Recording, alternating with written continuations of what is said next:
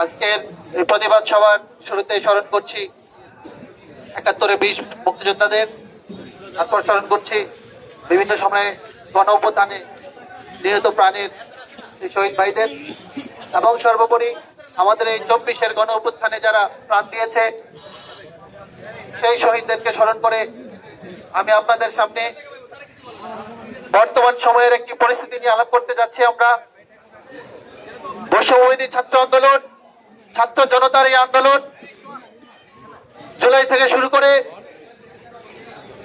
২৫শে জুলাই পর্যন্ত, যেটা আপনি জানেন ৫ই আগস্ট এই স্বৈরাচারের পতনের মধ্য দিয়ে আমাদের জুলাই শেষ হয়। এই জুলাইয়ের যে পরিস্থিতি, এই জুলাইয়ের যে স্পিরিট, এটাকে ধরে রাখার জন্য বাংলার যে সরকার প্রতিষ্ঠিত হয়েছে অন্তর্বর্তীকালীন সরকার, এই সরকারের পক্ষে আমরা ছাত্র জনতা সকলে ঐক্যভাবে রয়েছি। এবং এখান থেকে আবারও ঘোষণা করছি, একটু আগে আমাদের ভাইয়েরা বলেছে যে আসলে যুদ্ধ শেষ হয়নি, আমরা যুদ্ধটা শেষ করতে চাই। এই জন্য মনে রাখবেন, আপনাদের কোনো পদচারণা, স্বৈরাচারের কোনো পদচারণা শুধু কেরানীগঞ্জে নয়, সারা বাংলার কোথাও থাকবে না। আমাদের ভাইয়ের রক্তের ঘ্রাণ এখনো শুকায় নাই। আমাদের এক ভাই বলে গেছে, আপনি ভাবেন আমাদের এই ২৪-এর স্পিরিটকে পদে পদে ডাইভার্ট করার জন্য তারা বিভিন্ন রকমের ষড়যন্ত্র করে যাচ্ছে। আমি সরকারের পক্ষে আমাদের এখান থেকে সারা বাংলাদেশের মানুষকে জানাতে চাই, আপনারা সরকারের পক্ষে কাজ করুন। সরকার রাষ্ট্র সংস্কারে মন দিয়েছে, আপনাদের সংস্কারেও মন দিতে হবে। রাষ্ট্র সংস্কারের সাথে সাথে আপনাকে আমাদের সকলকে সংস্কারে আসতে হবে। আর না হলে এরকম ভাবে আমরা আরো পদচালিত হব। আমরা আর এই বাংলাদেশকে নিয়ে ছিনিমিনি খেলতে দেব না। আমরা আজকের এই ইউনিয়ন পরিষদ থেকে বাংলাদেশ সরকার অন্তর্বর্তীকালীন সরকারের প্রত্যেকটা কার্যক্রম আপনারা জানেন লোকাল ভাবে ইউনিয়ন পরিষদ থেকে পরিচালিত হয়, তারপরে ইউনো, এভাবে করে ডিসি সরকার পর্যন্ত। আজকে যারা আওয়ামী লীগের প্রেতাত্মা হয়ে, আওয়ামী লীগের দোষর হয়ে, স্বৈরাচারের দোষর হয়ে এই ধরনের ইউনিয়ন পরিষদের দাঁড়ায় আপনারা বলেন ইউনো অবৈধ, এই স্পর্ধা দেখে আপনাদের সামনে আমাদের আসলে দ্বিতীয়বার দাঁড়ানোর জন্য বেশি সময় নিতে হবে না। আপনাদের প্রতিহত করার জন্য, মূলোৎপাটন করার জন্য আমাদেরকে আর ভাবতে হবে না। ভাবনার সময় শেষ, শুধু অ্যাকশনে যেতে হবে। সুতরাং সাবধান হয়ে যান, এই ধরনের কর্মকাণ্ড থেকে দ্বিতীয়বার এইরকম চিন্তা যেন আপনাদের মাথায় না আসে। আমরা আহ্বান করছি, ভালোর জন্য ভালো আর খারাপের জন্য অপেক্ষা করুন। কেউ ঘরে বসে নেই, সবাই কিন্তু আপনাদেরকে ফলো করতেছে। ছাত্ররা ঘরে বসে নেই, তারা তাদের স্কুল কলেজ ক্লাস থেকে আপনাদেরকে ফলো করছে। জনতারা ঘরে বসে নেই, তারা ফলো করছে, দেখছে আপনারা কি করেন। সাবধান থাকুন, অনেক সময় বাকি। সুতরাং আজকে এই প্রোগ্রাম থেকে আমরা বলছি, ইউএনও স্যার এবং ডিসি স্যার যে ডিসিশন নিয়েছেন, এর মধ্যে কোনো অবৈধ শব্দ ব্যবহার করেছে যারা, তাদেরকে জবাবদিহি দিতে হবে। আর যদি দিতে না পারেন, তারপরে বলছি দ্বিতীয়বার যেন কোনো টু শব্দ না করেন। দ্বিতীয়বার যদি টু শব্দ করা হয়, তাহলে মনে রাখবেন আপনাদেরকে সরাসরি বলে দিচ্ছি, কোনোভাবেই এই কেরানীগঞ্জের মাটিতে পা ফেলতে দেওয়া হবে না। আর আমরা বারবার বলছি, আমাদের এই এলাকার প্রতিনিধিদেরকে বলবো, যার বিরুদ্ধে এত বড় অভিযোগ, রাসেল মেম্বারকে আপনারা কোনোভাবেই প্রশ্রয় দেবেন না। আপনাদের আশেপাশে যদি তার পদচারণা দেখি, তাহলে আমরা ধরে নেব আপনারাও সেই তাদের দোষর হিসাবে কাজ করছেন। ইউএনও স্যার আমাদেরকে বলেছেন উনি ওটা সর্বোচ্চ দিয়ে কাজ করবেন কেরানীগঞ্জকে ঢেলে সাজানোর জন্য। ডিসি স্যারও তাই বলেছেন। সুতরাং সর্বোপরি সকলের প্রতি আমাদের আহ্বান থাকবে, ছাত্র সমাজ, জনসমাজ এবং সমস্ত পেশাগত যারা রয়েছেন, বিশেষ করে সাংবাদিক ভাইরা যারা আমাদের সামনে উপস্থিত, তাদেরকে ধন্যবাদ দিয়ে বলতে চাই, আপনাদেরও অবদান রাখতে হবে এই সুন্দর কেরানীগঞ্জ করার লক্ষ্যে।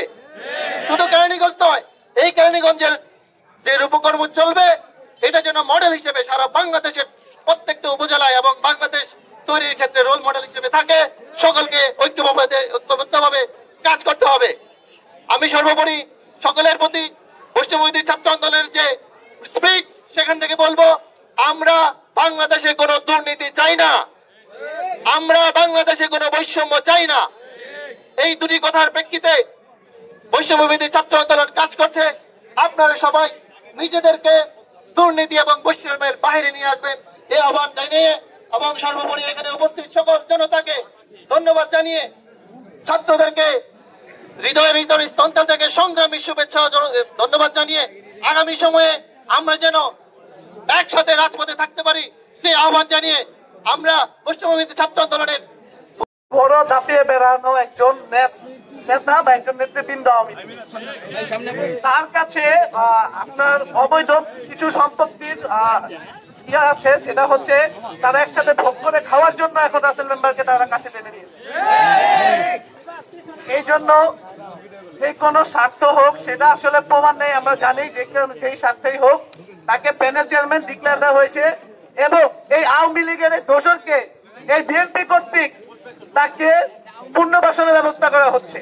তাকে কিভাবে প্যানেল চেয়ারম্যান ডিক্লেয়ার দেওয়া হলো, আমরা এই প্রশ্ন জানতে চাওয়ার পরে আমাদের বিভিন্ন ভাবে চাপ প্রয়োগ করে আমরা যেন রাসেল মেম্বারের বিরুদ্ধে কোনো পদক্ষেপ না নিতে পারি, তার জন্য তারা আমাদের চাপ প্রয়োগ করে। এমনকি 2 তারিখে যখন আমাদের ছাত্র জনতা এবং সাধারণ মানুষের তোপের মুখে পড়ে ডিসি মহোদয় ইউনো স্যারের নির্দেশে রাসেল মেম্বারকে অবৈধ হিসাবে ঘোষণা করে, তখন তাদের কোনো বক্তব্য ছিল না। তারা তখনও রাসেল মেম্বারকে পুনর্বাসনের ব্যবস্থা করে গেছে।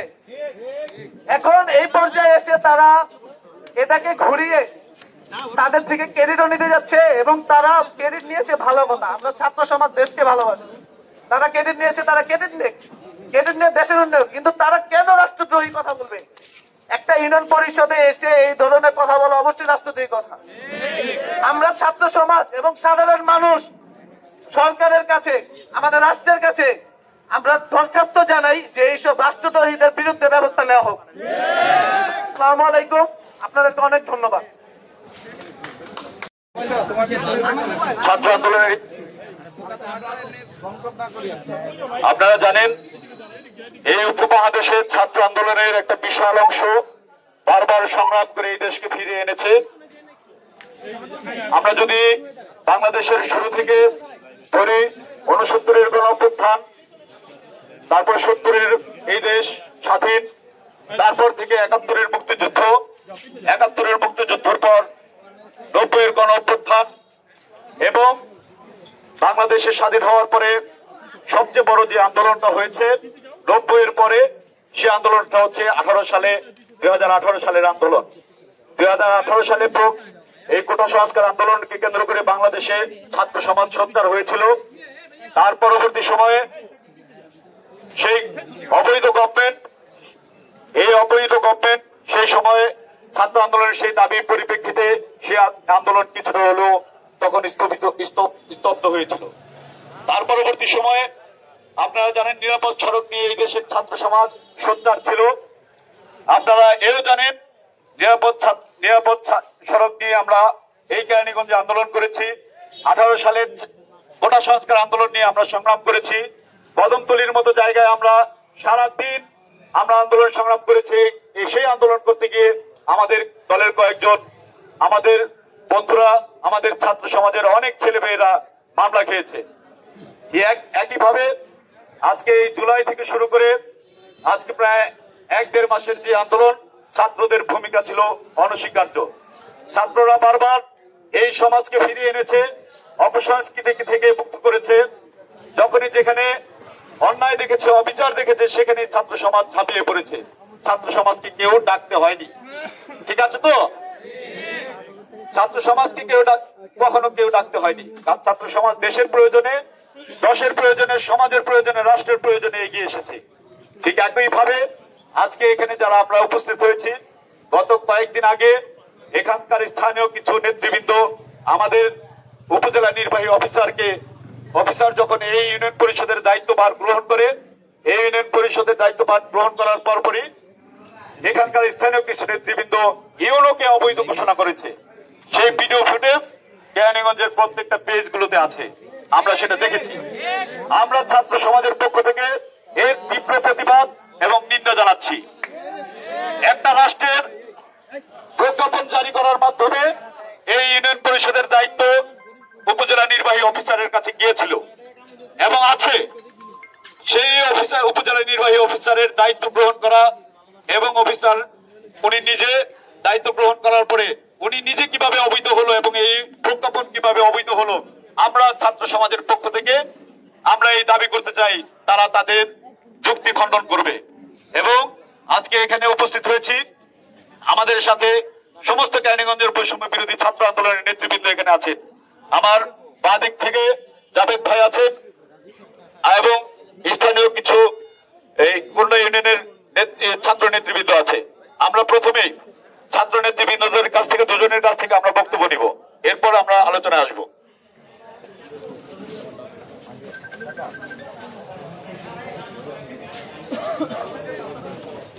আসসালামু আলাইকুম, আমার নাম নাজমুল হাসান। আমরা এই কোন্ডা ইউনিয়নের ছাত্রছাত্রী বৃন্দ এখানে আমরা আজকে উপস্থিত হয়েছি, এই কারণটা আপনারা সবাই জানেন। বিগত 5 আগস্টের পরে যে কয়জন স্বৈরাচার সরকার পতন হয়েছে বা তাদের দোসর, তাদের মধ্যে এই যে আমাদের কোন্ডা ইউনিয়নের রাসেল মেম্বার একজন, এই অর্থ ব্যবহার করে নিজেকে টিকিয়ে রাখার যে সুযোগ নিতে চেয়েছে তাদের মধ্যে তিনি অন্যতম।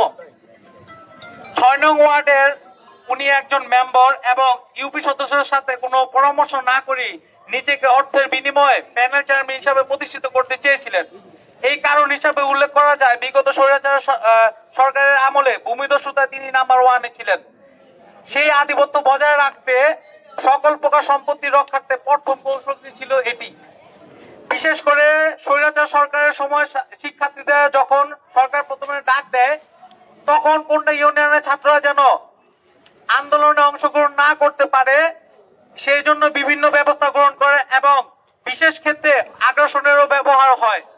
বিশেষ করে স্বৈরাচারের তিনি বিগত 12/9/2024 তারিখে আমরা ছাত্র জনতা সমাজে একটি লিখিত আবেদন করি যে স্বৈরাচার সরকারের দোসর ও ভূমিদস্যু রাসেলকে প্যানেল চেয়ারম্যান ইউনিয়ন পরিষদের থেকে বহিষ্কার করা হোক। এই লিখিত আবেদনের প্রেক্ষিতে 22 তারিখ ইউনূস স্যারের অনুমতি সাপেক্ষে ছাত্র জনতা উপজেলা ইউনূস স্যারের সাথে আমরা দেখা করি, পরবর্তী পদক্ষেপ জানতে চাই। উনি সকল প্রকার অনুসন্ধানের ভিত্তিতে আমাদের নিশ্চিত করে যে স্বৈরাচার সরকারের কোন দোষরকে সুযোগ দেওয়া হবে না। কিন্তু রাসেল মেম্বারকে পরিষদ থেকে বাদ দেওয়ার পর স্থানীয় বিএনপির মূল দলের সভাপতি নুরু হোসেন নুরু ইউনিয়ন পরিষদকে অবৈধ ঘোষণা করেন। কেন বা কি উদ্দেশ্যে তার এমন কথা বলেছে তার ব্যাখ্যা তাকে দিতে হবে, কারণ তার কথাগুলো সম্পূর্ণ অসাংবিধানিক। যদি বক্তব্যটি নুরু হোসেন নুরুর ব্যক্তিগত হয়ে থাকে তাহলে তাকেই ব্যাখ্যা দিতে হবে, নতবা আমরা বিএনপির হাই কমিশনারের সাথে এই বিষয় নিয়ে কথা বলবো। নুরু হোসেন নুরু উনি বিএনপিকে ব্যবহার করে কেন এরকম বক্তব্য দিয়েছে তাকে তা জবাবদিহি করতে হবে, নয়তো তরুণের ভোট একটি বিএনপির ভাতে পড়বে না, বিএনপির জন্য এটি একটা বিশাল ধাক্কা হবে। তাই নুরু হোসেন নুরুকে বিএনপি থেকে বহিষ্কার করে বিএনপি যে স্বৈরাচারের দোষরের পক্ষে না তা বহিষ্কার করতে হবে। সর্বোপরি ডিসি মহোদয় ও উপজেলা ইউনো স্যারকে আমরা ধন্যবাদ দিতে চাই, এই যে উনি স্বৈরাচারের সরকারের দোষরকে বহিষ্কার করে উপজেলা তত্ত্বাবধানে কোন্ডা ইউনিয়ন পরিষদ